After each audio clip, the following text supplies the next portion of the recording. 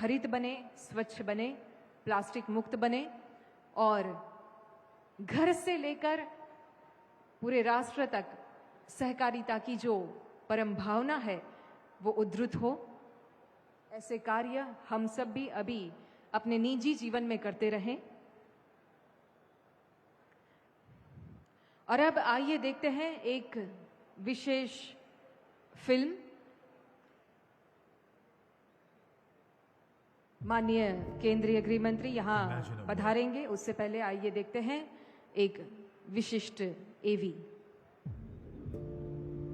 Imagine a world where prosperity is shared, not concentrated.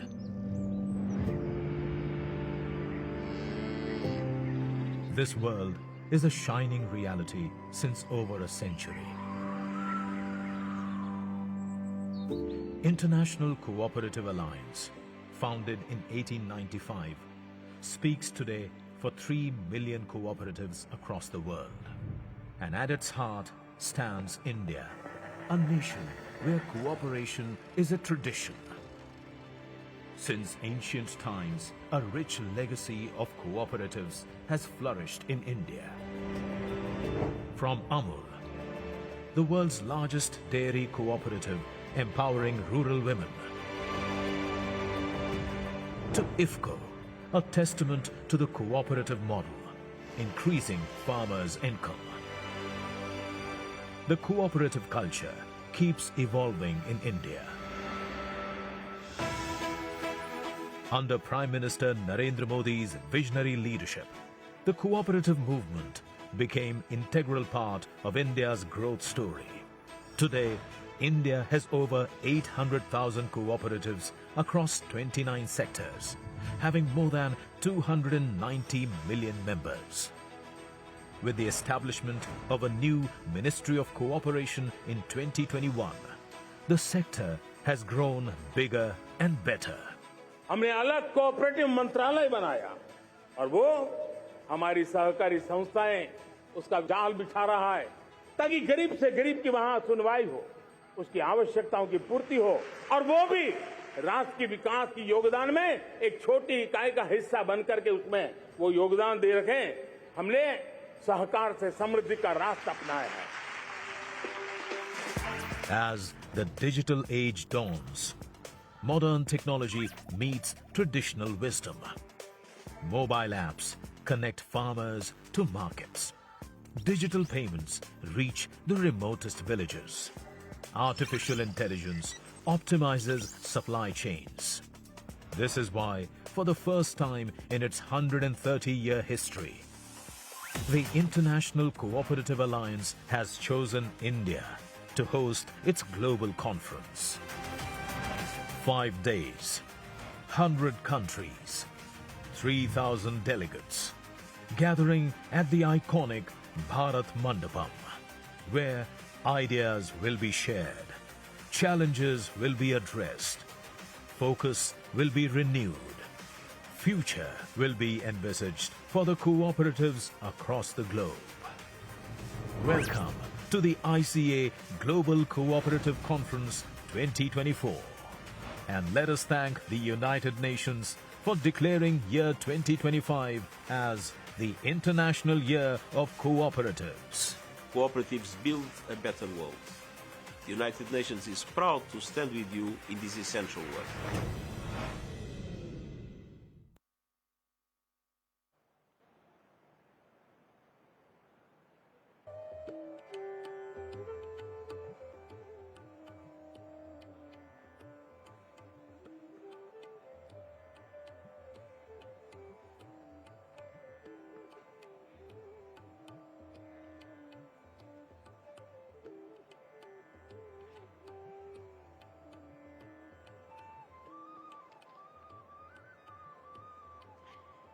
और अब कुछ ही पल में हमारे बीच हमारे परम आदरणीय केंद्रीय गृह एवं सहकारिता मंत्री जी का इस मंच पर शुभागमन होगा। उनके साथ पधारेंगे गुजरात राज्य के माननीय मुख्यमंत्री जी, माननीय केंद्रीय सहकारिता राज्य मंत्री श्री कृष्णपाल जी, माननीय केंद्रीय सहकारिता राज्य मंत्री श्री मुरलीधर मोहोल जी, गुजरात विधानसभा के माननीय अध्यक्ष श्री शंकर भाई चौधरी जी, गुजरात सरकार के माननीय मंत्री श्री ऋषिकेश पटेल जी, माननीय मंत्री श्री जगदीश विश्वकर्मा जी, साथ ही इस मंच पर उपस्थित है माननीय सांसद, यहाँ के प्रदेश के जनप्रिय सांसद श्री मितेश भाई पटेल जी, सहकारिता मंत्रालय के माननीय सचिव जी भी पधारेंगे और यूनिवर्सिटी के माननीय कुलपति महोदय, एनडीडीबी के अध्यक्ष समेत सभी गणमान्य अतिथि इस मंच पर विराजमान होंगे कुछ ही पल में।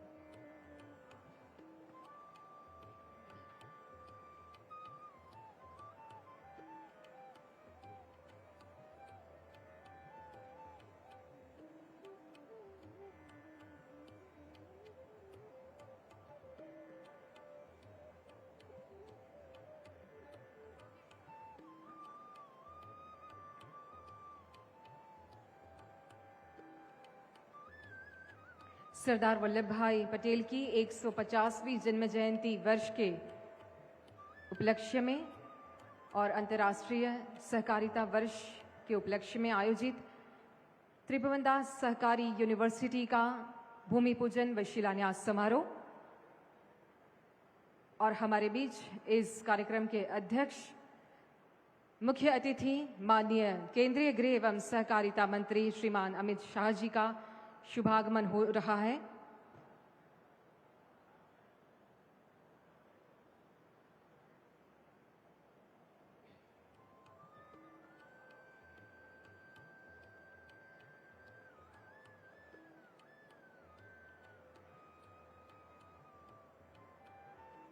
गणमान्य अतिथि, आइए जोरदार तालियों के साथ स्वागत करते हैं हमारे मुख्य अतिथि माननीय केंद्रीय गृह एवं सहकारिता मंत्री श्रीमान अमित शाह जी का आनंद की धरती पर त्रिभुवनदास सहकारी यूनिवर्सिटी के भूमि पूजन एवं शिलान्यास समारोह में बहुत बहुत स्वागत। साथ ही स्वागत गुजरात राज्य के माननीय मुख्यमंत्री श्री भूपेंद्र पटेल जी का, भारत सरकार एवं गुजरात सरकार के माननीय मंत्रीगण समेत माननीय विधानसभा अध्यक्ष जी तथा सभी मंचासीन अतिथियों का बहुत बहुत स्वागत। नमस्कार। आप सभी का त्रिभुवन सहकारी यूनिवर्सिटी के इस भव्य और ऐतिहासिक भूमि पूजन समारोह में हार्दिक अभिनंदन, स्वागत। माननीय गृह एवं सहकारिता मंत्री श्री अमित शाह जी के दूरदर्शी नेतृत्व में सहकारिता मंत्रालय ने अल्प समय में ही ऐतिहासिक प्रगति की है। आज जब नूतन भारत का निर्माण हो रहा है, जब हर क्षेत्र में आत्मनिर्भरता और प्रगति की गाथा लिखी जा रही है, तब शिक्षा और सहकारिता का ये अद्भुत मेल एक नई क्रांति को सूत्रपात कर रहा है। ये सिर्फ एक इमारत की नींव नहीं, बल्कि उन लाखों सपनों की आधारशिला है जो ज्ञान के प्रकाश से जगमगाना चाहते हैं, जो सहकारिता की शक्ति से समाज को सशक्त बनाना चाहते हैं। आइए इस पावन अवसर का शुभारंभ हमारी भारतीय संस्कृति की परंपरा के अनुसार दीप प्रज्वलन से करते हैं। नम्र अनुरोध करते हैं माननीय केंद्रीय गृह मंत्री जी से तथा सभी मंचासीन अतिथियों से कृपया दीप प्रज्वलन हेतु पधारें।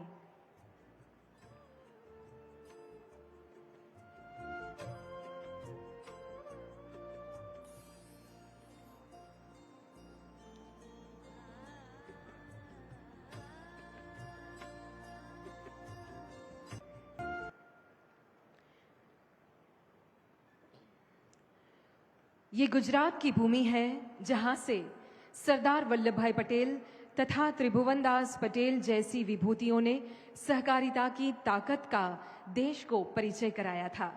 इस पावन धरा पर पधारे सभी अतिथियों का आइए विधिवत रूप से स्वागत अभिवादन करते हैं। सर्वप्रथम अनुरोध करती हूं पद्मश्री डॉक्टर जे.एम. व्यास, कुलपति त्रिभुवन सहकारी यूनिवर्सिटी एवं राष्ट्रीय न्यायालयिक विज्ञान विश्वविद्यालय। मान्यवर, आपसे निवेदन है कि आप इस अवसर पर हमारे कार्यक्रम के मुख्य अतिथि महोदय माननीय केंद्रीय गृह एवं सहकार मंत्री श्रीमान अमित शाह जी का स्वागत अभिवादन करें। पुष्पगुच्छ, शॉल एवं स्मृति चिन्ह भेंट कर माननीय केंद्रीय मंत्री जी का स्वागत हो रहा है। आइए हम सब भी जोरदार तालियों के साथ हमारे माननीय केंद्रीय मंत्री जी का तहे दिल से स्वागत करते हैं।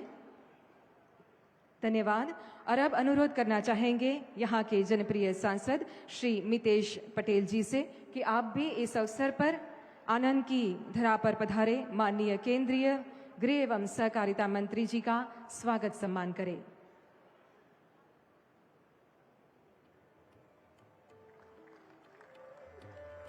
ये स्वागत समस्त जनता की ओर से है। स्मृति चिन्ह एवं शॉल अर्पण कर धन्यवाद।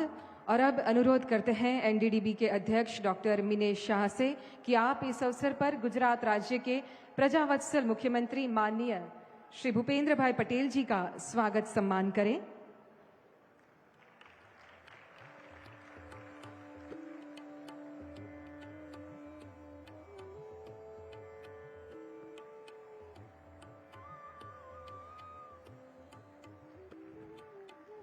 धन्यवाद। पुनः अनुरोध करना चाहेंगे पद्मश्री डॉक्टर जे.एम. व्यास, कुलपति त्रिभुवन सहकारी यूनिवर्सिटी, आपसे निवेदन है कृपया आप इस अवसर पर माननीय श्री कृष्णपाल जी, माननीय केंद्रीय सहकारिता राज्य मंत्री जी का स्वागत सम्मान करें।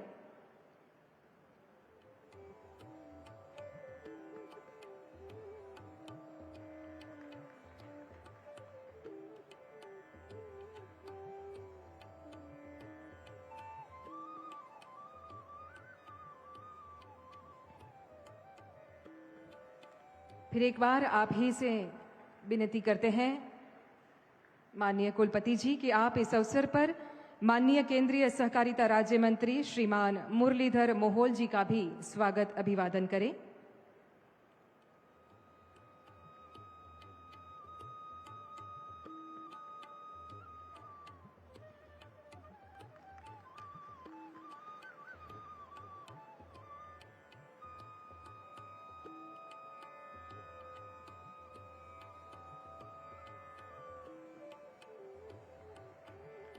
आप ही से पुनः अनुरोध कि आप इस अवसर पर गुजरात विधानसभा के माननीय अध्यक्ष श्री शंकर भाई चौधरी जी का स्वागत सम्मान करें।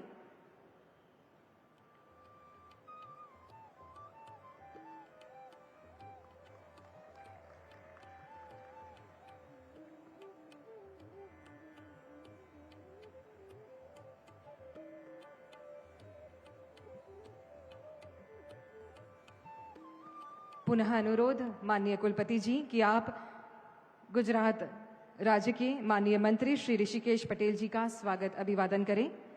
श्री ऋषिकेश भाई पटेल, उच्च एवं तकनीकी शिक्षा मंत्री जी, गुजरात सरकार।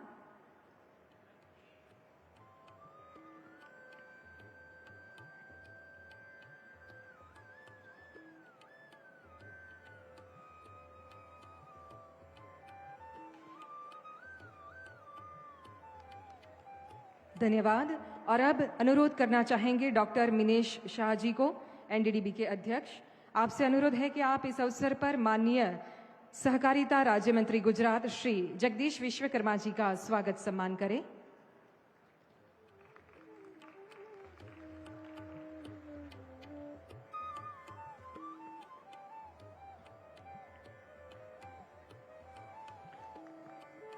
डॉक्टर मिनेश शाह जी, आप ही से निवेदन कि आप श्री मितेश पटेल, माननीय सांसद आनंद, माननीय सांसद जी का भी आप स्वागत सम्मान करें।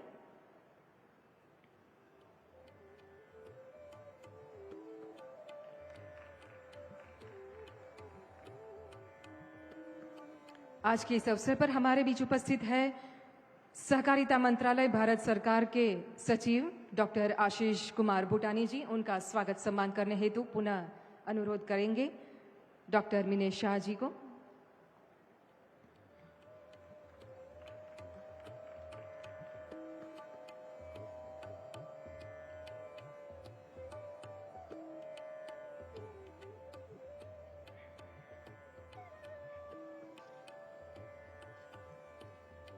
बहुत बहुत धन्यवाद। आइए एक बार फिर जोरदार तालियों के साथ मंचासीन सभी अतिथियों का हम स्वागत अभिवादन करते हैं। धन्यवाद।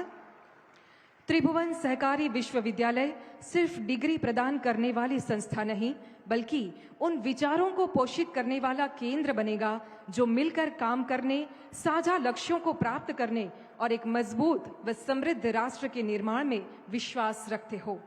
आज के इस अवसर पर अब सादर अनुरोध करते हैं त्रिभुवन सहकारी यूनिवर्सिटी तथा राष्ट्रीय न्यायालयिक विज्ञान विश्वविद्यालय के माननीय कुलपति पद्मश्री डॉक्टर JM व्यास जी से कि आप स्वागत संबोधन हेतु पधारें।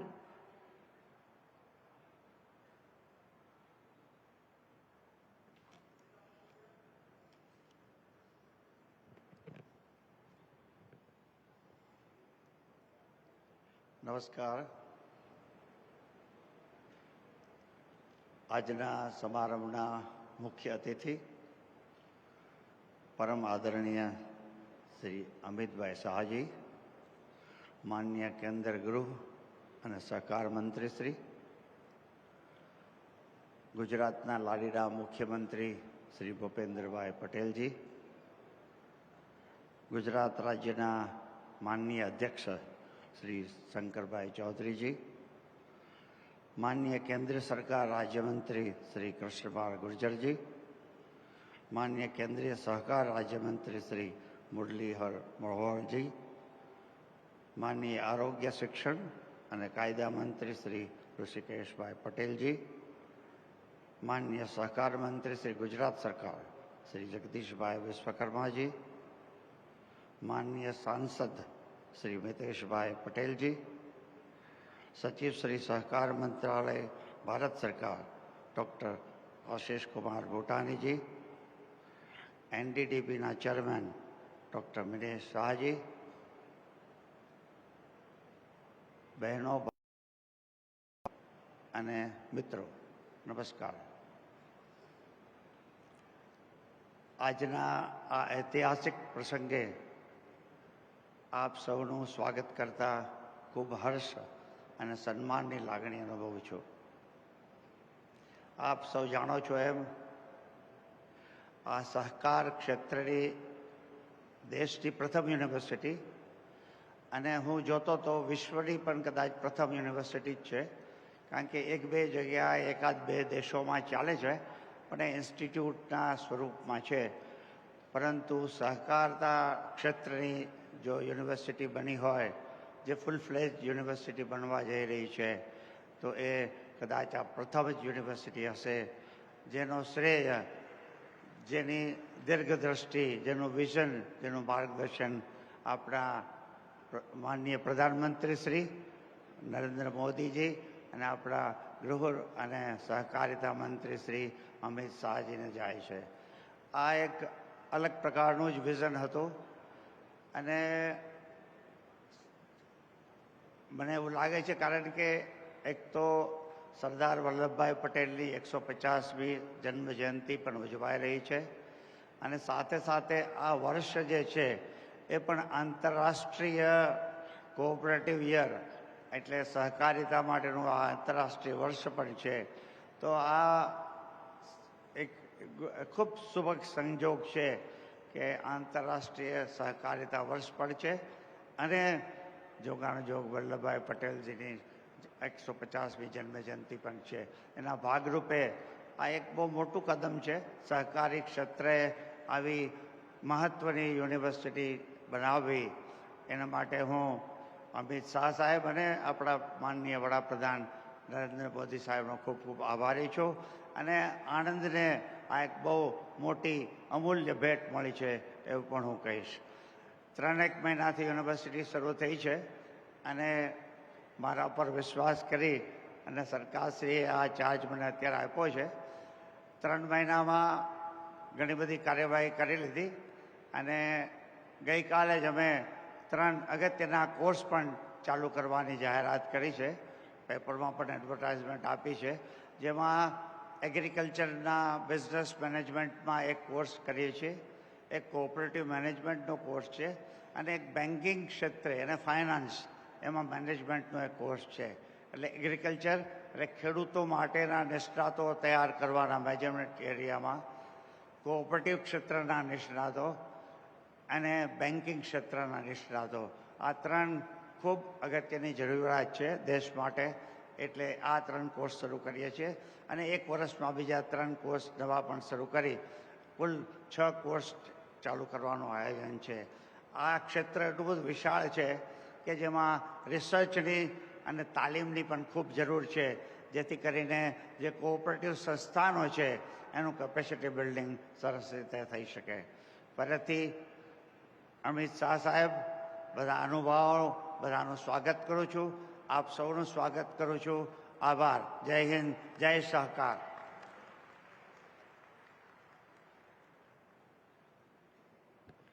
बहुत बहुत धन्यवाद माननीय कुलपति महोदय आपका। भारत सरकार के सहकारिता मंत्रालय की पहल से तथा एनसीईआरटी के सहयोग से स्कूली छात्रों के लिए एक सहकारिता के ऊपर विशेष द्विभाषीय मॉड्यूल तैयार किया गया है। मैं अनुरोध करना चाहूंगी राष्ट्रीय सहकारी प्रशिक्षण परिषद की सचिव सुश्री मीनू शुक्ला पाठक जी से कि आप इस मॉड्यूल की प्रतियां माननीय केंद्रीय मंत्री तथा मंचासीन अतिथियों को प्रस्तुत करें और सादर अनुरोध माननीय केंद्रीय मंत्री जी से कि आप इसका अनावरण करें।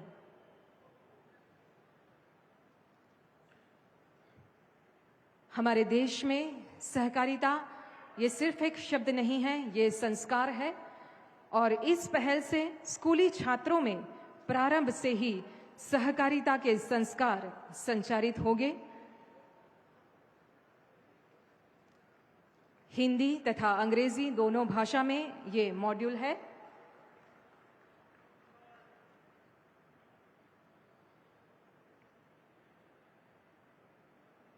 बहुत बहुत धन्यवाद माननीय केंद्रीय मंत्री जी एवं सभी गणमान्य अतिथियों का। और अब सादर आमंत्रित करते हैं गुजरात के यशस्वी, जनप्रिय एवं कर्मठ मुख्यमंत्री महोदय माननीय श्री भूपेन्द्र भाई पटेल जी को अपने प्रेरणादायी उद्बोधन के लिए पधारे। आवो खूब ताड़ीओथी आवकारीए।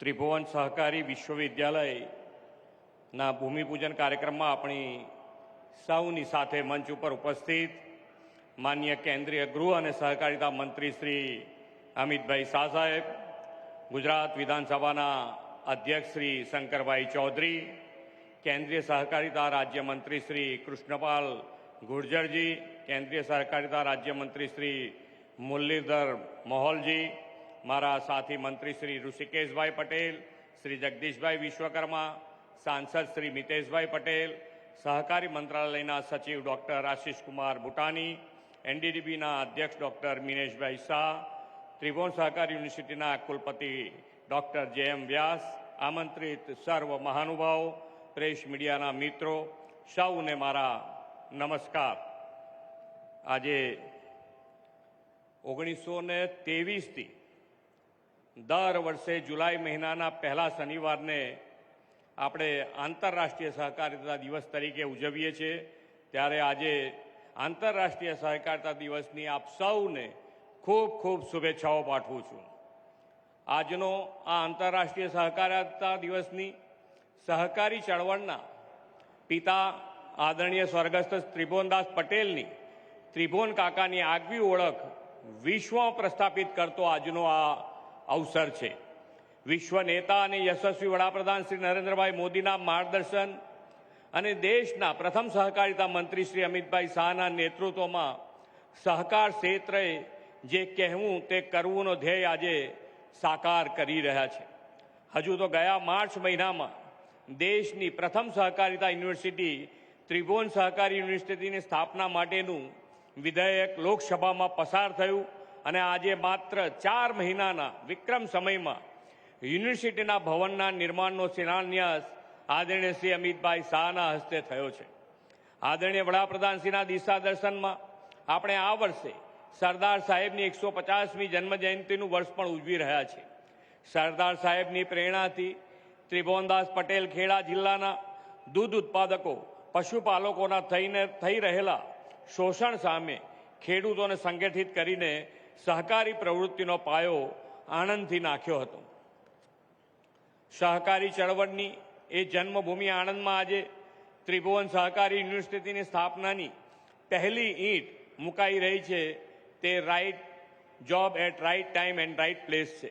વડાપ્રધાન શ્રી નરેન્દ્રભાઈ મોદી અને દેશના પ્રથમ સહકારિતા મંત્રી શ્રી અમિતભાઈ શાહે સામાન્ય માનવી, ગામડાના છેવાડાના લોકો દરેકને વિકાસની તક મળે તેવો સૌનો સાથ, સૌનો વિકાસ, સૌના વિશ્વાસ અને સૌના પ્રયાસનો સહકાર ભાવ વિકાસની રાજનીતિથી વિકસાવ્યો છે.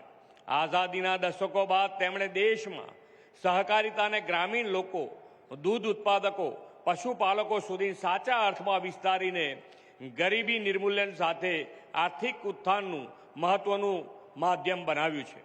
આઝાદીના એક વર્ષ પહેલા 1946માં ત્રિભુવનદાસ પટેલે ખેડૂતો, દૂધ ઉત્પાદકોને સંગઠિત કરીને સહકારી પ્રવૃત્તિની શરૂઆત કરી હતી.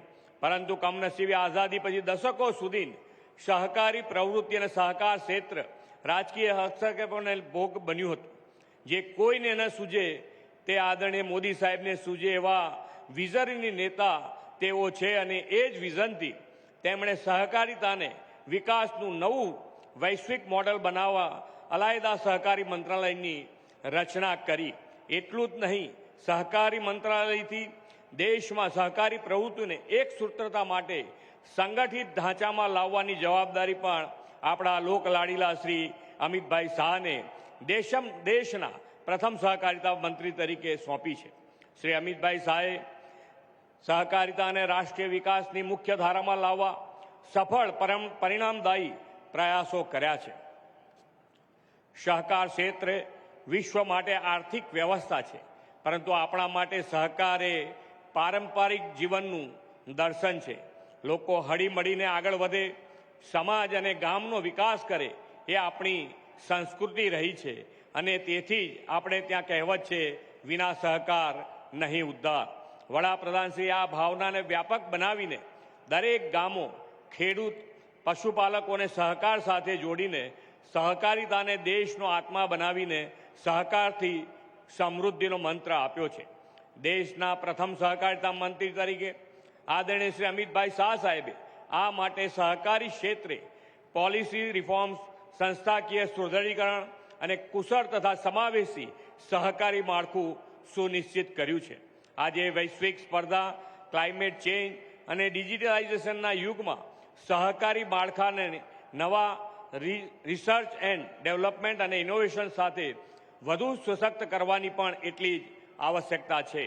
ભવિષ્યના પડકારોનો સામનો કરવા સહકારી ક્ષેત્રને સજ્જ બનાવવાના તાલીમબદ્ધ, જાણકાર અને સમર્પિત યુવા નેતૃત્વ તૈયાર કરવાના વિઝન સાથે આ ત્રિભુવન યુનિવર્સિટીની સ્થાપના કરવામાં આવી છે.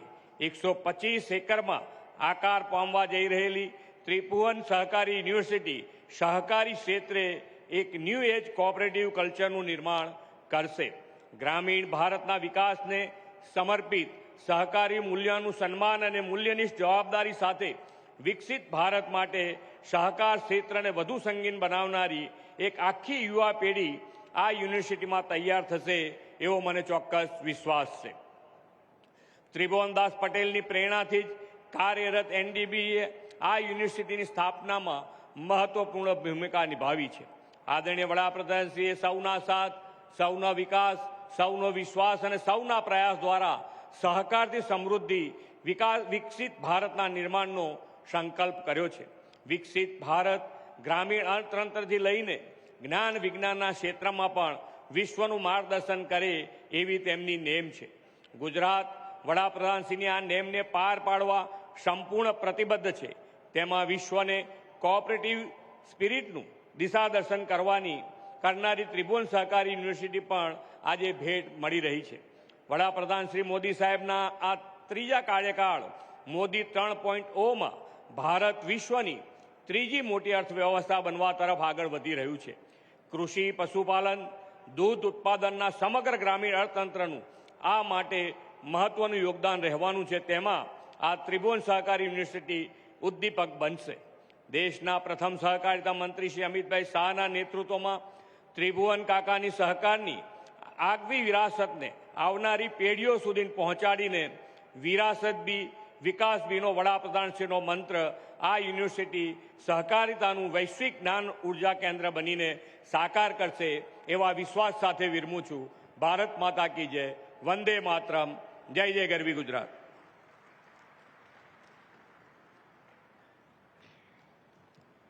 बहुत बहुत धन्यवाद माननीय मुख्यमंत्री महोदय जी आपके प्रेरणादायी शब्दों के लिए।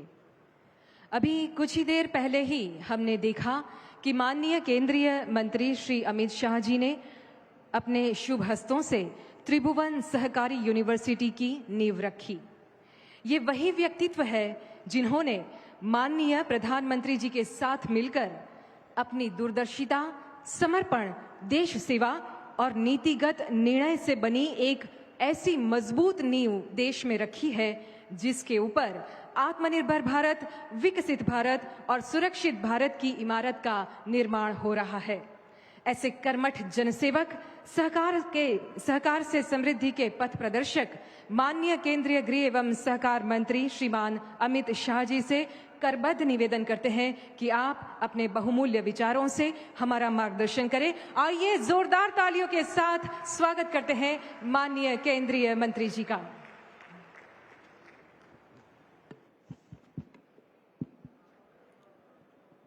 मेरे साथ बोलिए, भारत माता की। सहकारिता क्षेत्र के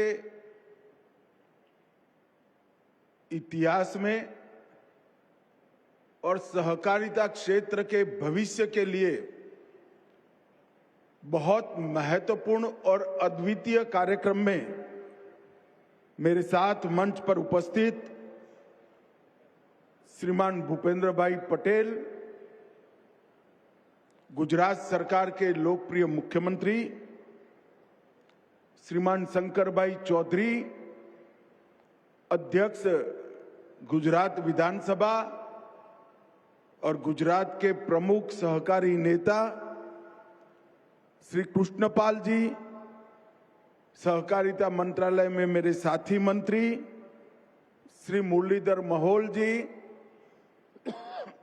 सहकारिता मंत्रालय में मेरे साथी मंत्री श्रीमान ऋषिकेश पटेल, उच्च और तकनीकी शिक्षा विभाग गुजरात के मंत्री श्री जगदीश विश्वकर्मा, सहकारिता मंत्री गुजरात राज्य, यहाँ के लोकप्रिय सांसद बकाभाई पटेल, श्री आशीष भाई भूतानी, सचिव सहकारिता श्री जे.एम. व्यास, कुलपति त्रिभुवन सहकारी यूनिवर्सिटी डॉक्टर मीनेश शाह, अध्यक्ष एनडीडीबी और भूतपूर्व अध्यक्ष इरमा, और आज गुजरात और देश भर से सहकारिता के अलग अलग क्षेत्र पर, राष्ट्रीय स्तर पर, राज्य स्तरीय और गुजरात में जिला स्तरीय काम करने वाले सभी सहकारिता क्षेत्र के नेताओं को, सहकारी कार्यकर्ताओं को मैं मनपूर्वक प्रणाम करता हूं। मित्रों, आज का दिन सहकारिता क्षेत्र के लिए बहुत महत्वपूर्ण दिन है। जब देश के प्रधानमंत्री नरेंद्र मोदी जी ने तय किया कि करोड़ों गरीब, करोड़ों ग्रामीण, उनके जीवन में आशा का संचार, उनकी आर्थिक समृद्धि के लिए देश में सहकारिता मंत्रालय की स्थापना की जाए, उसके बाद सहकारिता मंत्रालय ने राष्ट्रीय स्तर पर केंद्र में एक अलग मंत्रालय की स्थापना हुई। मंत्रालय की स्थापना के बाद चुने हुए देश भर के 16 सहकारी नेताओं के साथ मैं बैठा था। कई बार मीटिंग हुई, उन्होंने अकेले में भी कई बार मीटिंग करी और सहकारिता क्षेत्र के विकास के लिए, इसके संवर्धन के लिए और उसके सम विकास के लिए कश्मीर से कन्याकुमारी तक, हर राज्य के हर जिले की हर तहसील तक सहकारिता आंदोलन कैसे पहुंचे और उसके लिए क्या क्या कमियां रह गई और क्या क्या करना चाहिए। वो कारणों की एक सूची बनी, एक्शनेबल पॉइंट की एक सूची बनी और वो सूची के आधार पर कल 4 साल पूरे हो जाएंगे। मैं पीछे मुड़कर देखता हूं तो 60 नए इनिशिएटिव भारत सरकार के सहकारिता मंत्रालय ने लिए हैं और वो 60 के 60 इनिशिएटिव सहकारिता आंदोलन को चिरंजीव बनाने के लिए, सहकारिता आंदोलन के समान रूप से विकसित करने के लिए, सहकारिता आंदोलन को पारदर्शी बनाने के लिए, सहकारिता आंदोलन को लोकतांत्रिक बनाने के लिए, सहकारिता के माध्यम से किसान की खेती के अलावे जो इनकम होती है उसको बढ़ाने के लिए और सहकारिता आंदोलन में मातृशक्ति और युवाओं की सहभागिता बढ़ाने के लिए है। मगर आज हम जो करने जा रहे हैं, वास्तव में तो आज मुझे नाम याद नहीं है, शायद सहकारिता मंत्रालय के ही कर्मचारी थे, लक्ष्मी नारायण स्वरूप में बैठकर उन्होंने भूमि पूजन किया तो सहकारिता की यूनिवर्सिटी, त्रिभुवन यूनिवर्सिटी की नींव डालने का काम वहीं हो गया है। परंतु आज जो हम करने जा रहे हैं, त्रिभुवन सहकारी यूनिवर्सिटी का शिलान्यास करने जा रहे हैं, वो सहकारिता क्षेत्र को मजबूत करने के लिए सारी की सारी कमियों की पूर्ति करने वाला ये एकमात्र इनिशिएटिव है, एकमात्र इनिशिएटिव। सहकारिता आंदोलन देश भर में बहुत तेजी से आगे बढ़ता जा रहा है। 40 लाख कर्मी सहकारिता आंदोलन के साथ जुड़े हैं। 80 लाख बोर्ड्स के मेंबर, पैक्स से लेकर एपेक्स तक, प्राथमिक डेयरी से लेकर नेशनल फेडरेशन तक और कई सारी मछुआरा समिति, हाउसिंग सोसाइटी में 80 लाख बोर्ड के सदस्य हैं और 30 करोड़ लोग, देश का हर चौथा व्यक्ति सहकारिता आंदोलन से जुड़ा हुआ है। परंतु इस क्षेत्र के विकास के लिए इसकी जो रीढ़ की हड्डी है वो सहकारिता के कर्मचारी और सहकारी कमेटी के सदस्य, उनकी ट्रेनिंग के लिए, उनके प्रशिक्षण के लिए कोई सुचारू व्यवस्था नहीं थी। एक और कमी की ओर मैं ध्यान दिलाना चाहता हूं। पहले हम कोऑपरेटिव में किसी को भर्ती करते थे, उसको नौकरी देते थे, फिर उसको ट्रेनिंग करते थे। मगर अब ये यूनिवर्सिटी बनने के बाद जिन्होंने ट्रेनिंग की है, पढ़ाई लिखाई की है, उसी को ही नौकरी मिलेगी। इसके लिए प्रावधान हो जाएगा। अब मैं जो बोलने जा रहा हूं आपको शायद पसंद नहीं आएगा। इसके कारण सहकारिता में जो भाई भतीजेवाद का आरोप था वो भी चला जाएगा। जो सहकारिता यूनिवर्सिटी में से बाहर निकलेगा उसी को नौकरी मिलेगी। इससे पारदर्शिता भी आएगी और अनेक प्रकार के नए कोर्स, टेक्निकल तज्ञता तो आएगी ही, अकाउंटेंसी की तज्ञता तो आएगी ही, वैज्ञानिक अप्रोच तो आएगा ही, मार्केटिंग के सारी गुण वो सीखकर भी आएगा, परंतु साथ में सहकारिता के संस्कार भी सीखकर आएगा कि ये जो आंदोलन है देश की गरीब महिला के लिए है, देश के दलित के लिए है, देश के आदिवासी के लिए। इस प्रकार से कई प्रकार की समस्याओं का समाधान इस सहकारी यूनिवर्सिटी के आधारशिला रखने में।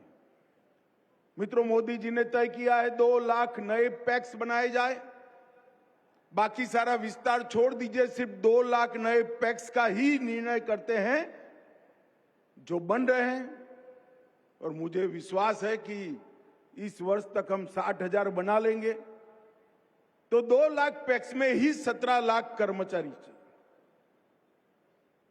और कई सारी जिला डेयरियां बन रही है, कई सारी डेयरीज बन रही है। ये सब के लिए ट्रेन मैन पावर की जरूरत पड़ेगी जो त्रिभुवन सहकारिता विश्वविद्यालय पूरा करेगा। आज यहां पर 125 एकड़ में 500 करोड़ की लागत से विश्व का पहला त्रिभुवन सहकारी यूनिवर्सिटी का आधारशिला रखने का काम किया। ये यूनिवर्सिटी कोऑपरेटिव में नीति निर्माण का काम करेगी, डेटा विश्लेषण का काम करेगी, 5 साल, 10 साल और 25 साल की देश भर के कोऑपरेटिव के विकास की रणनीति करने का काम करेगी।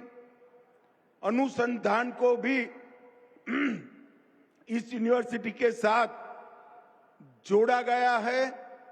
और सबसे बड़ी बात है, ये यूनिवर्सिटी सिर्फ सहकारी कर्मचारी पैदा नहीं करेगी, यहां से त्रिभुवन भाई जैसे समर्पित सहकारी नेता भी पढ़ लिख कर सहकारिता क्षेत्र की नेतृत्व करेंगे। और मित्रों, सीबीएसई ने शुरुआत की है। भूपेंद्र भाई विधानसभा अध्यक्ष और शिक्षा मंत्री तीनों यहां बैठे हैं। मेरा आग्रह है कि सीबीएसई ने पुस्तकों में, अभ्यासक्रम में 9 से 12 तक की कक्षा में सहकारिता विषय को जोड़ा है। गुजरात सरकार भी अपने अभ्यासक्रमों में सहकारिता विषय को जोड़े, जिससे आम लोग सहकारिता के महत्व को जाने। मित्रों, जब मैं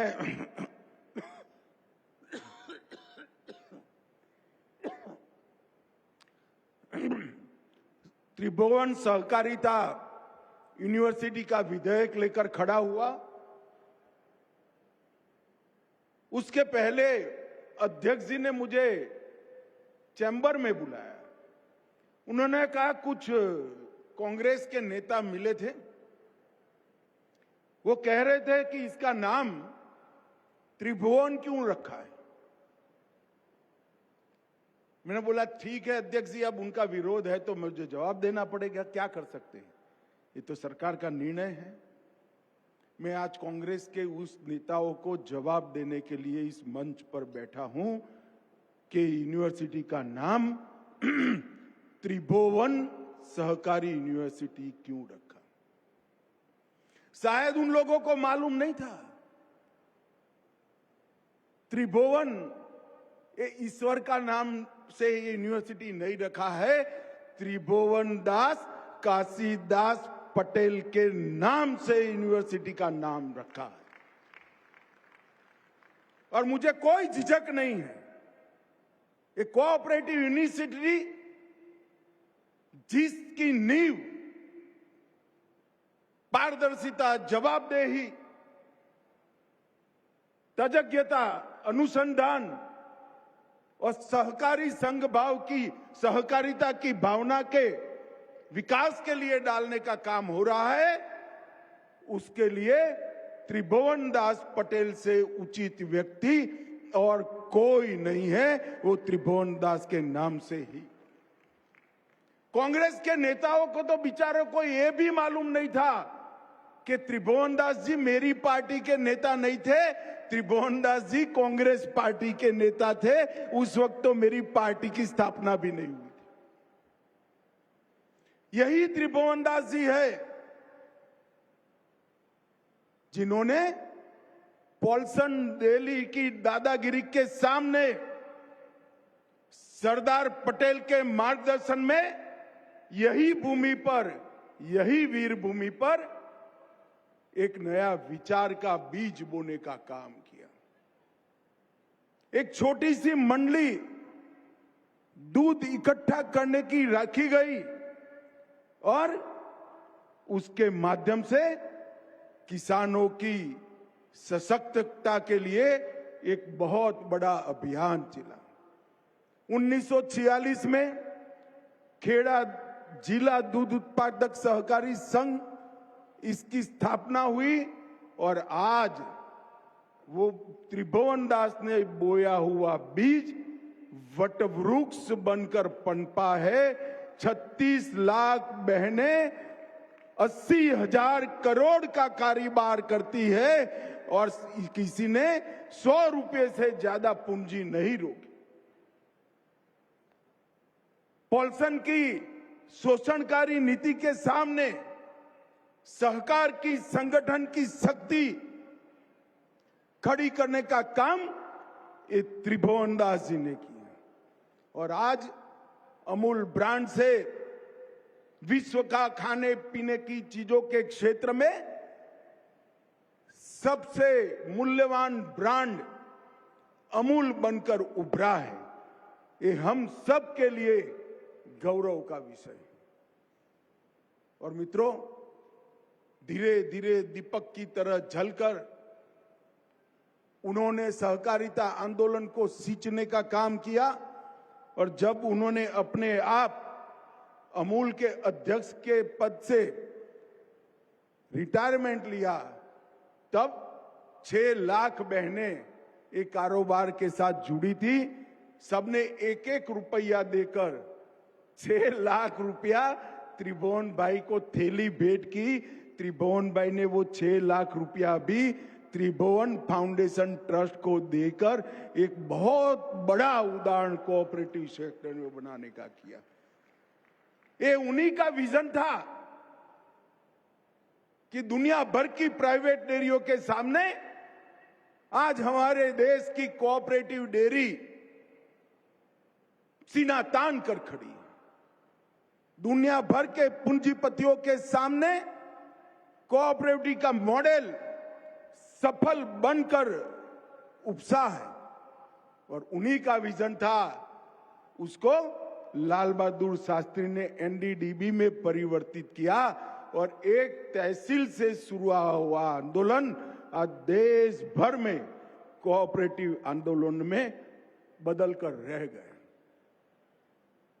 और वो कहते थे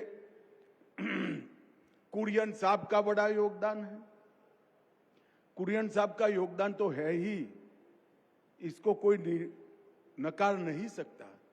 गुजरात में ये संस्कार नहीं है कि किसी के भी योगदान को नकारा जाए। जो लोग बोल रहे हैं उन्होंने कुरियन साहब की शताब्दी के लिए कुछ नहीं किया।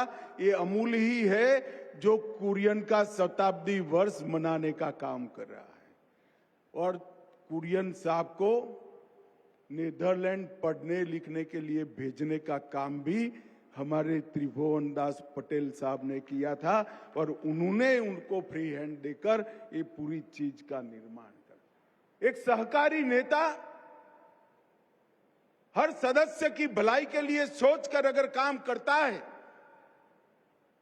तो राष्ट्र के निर्माण में और राष्ट्र के समृद्धि बनाने की प्रक्रिया में कितना बड़ा योगदान कर सकता है, उसका एक आदर्श उदाहरण त्रिभुवन दास काशीदास पटेल ने यहां पर प्रस्तुत किया था।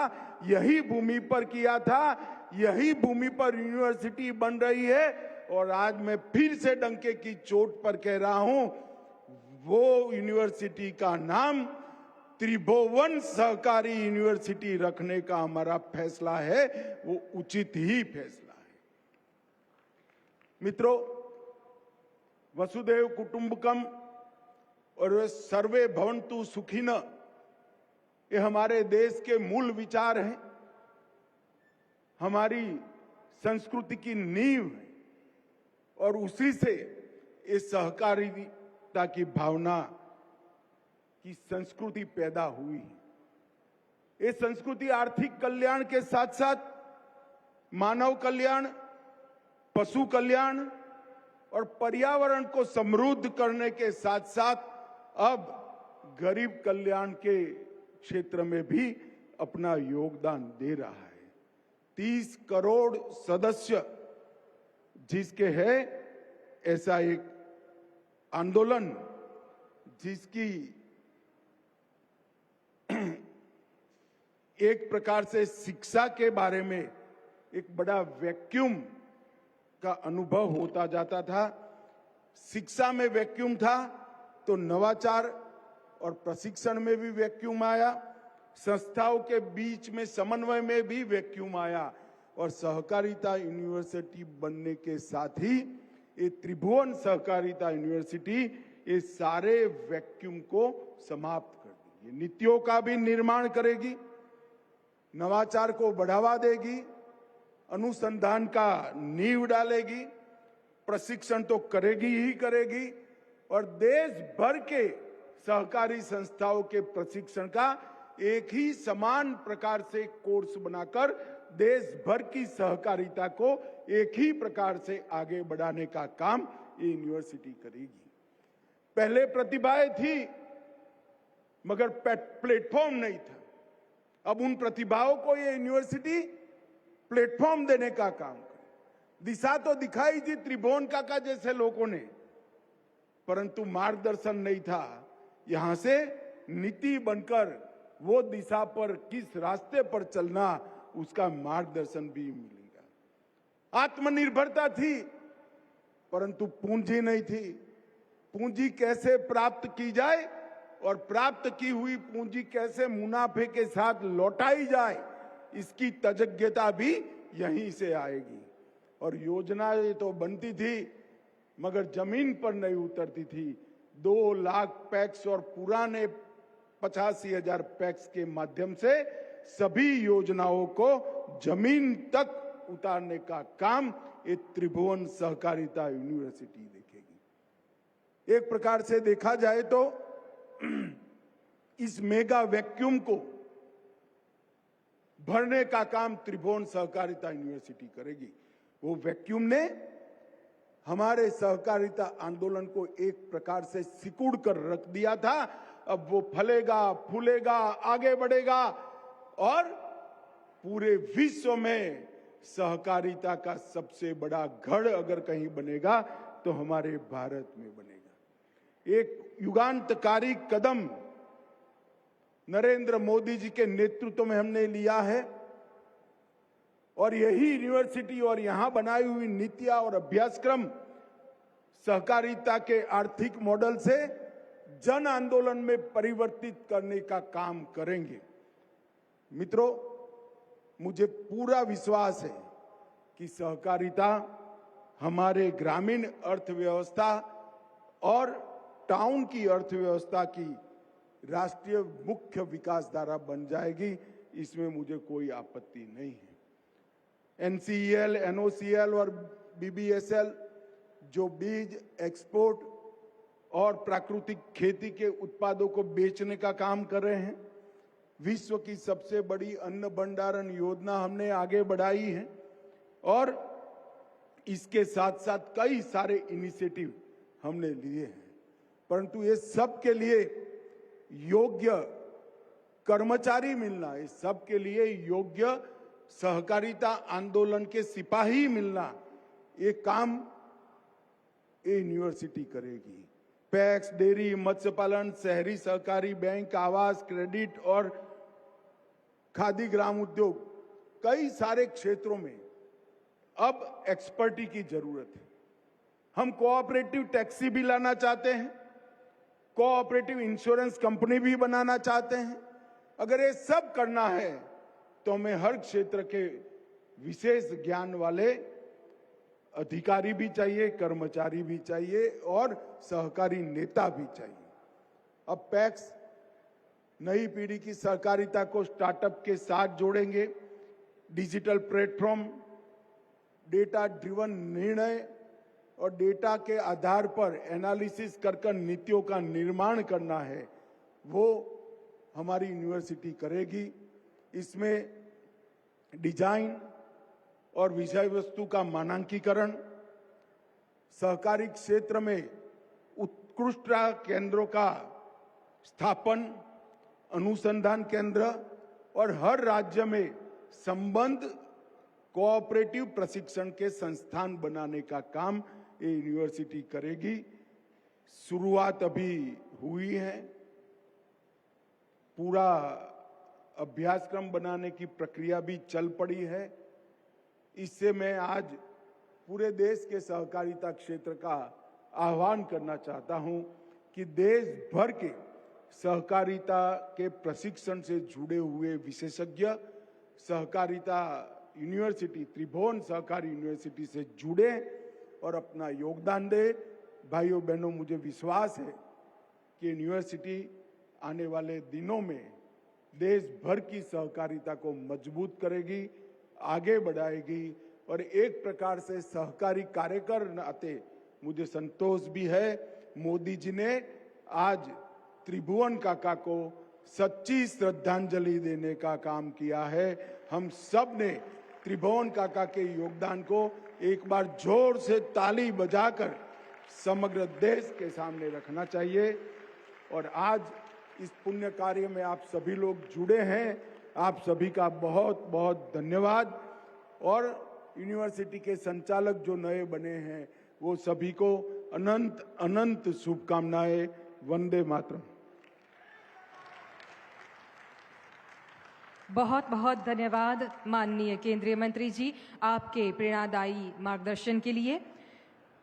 सहकारिता के संस्कार और वैज्ञानिक आविष्कार, आज का ये दिन शिक्षा के क्षेत्र में, सहकारिता के क्षेत्र में स्वर्णिम अक्षरों में लिखा जाएगा। अपनी गरिमामयी उपस्थिति, दिशा दर्शन एवं मार्गदर्शन के लिए पुनः आपका अंतःकरणपूर्वक आभार प्रकट करते हैं। साथ ही सभी का बहुत बहुत धन्यवाद। सरदार पटेल जी, त्रिभुवन दास पटेल जी को कोटि कोटि नमन करते हुए मां भारती के चरणों में भी वंदन करते हैं। आइए हम सब अपने अपने स्थान पर खड़े होकर राष्ट्रगान करेंगे। राष्ट्रगीतना सन्मानमा આપણે સૌ પોતપોતાના સ્થાન પર ઊભા થઈશું। जनगण मन अधिनायक जय हे भारत भाग्य विधाता। पंजाब सिंध गुजरात मराठा द्राविड़ उत्कल बंगा। विंध्य हिमाचल यमुना गंगा उच्चल जलधि तरंगा। तव शुभ नामे जागे तव शुभ आशीष मांगे। गाहे तव जय गाथा जन गण मंगलदायक जय हे भारत भाग्य विधाता। जय हे जय हे जय हे जय जय जय जय हे।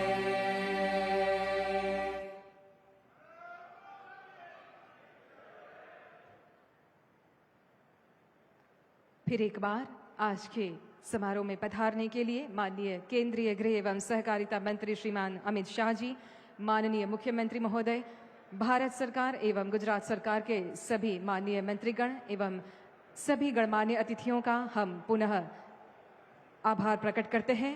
आप सभी का भी बहुत बहुत आभार।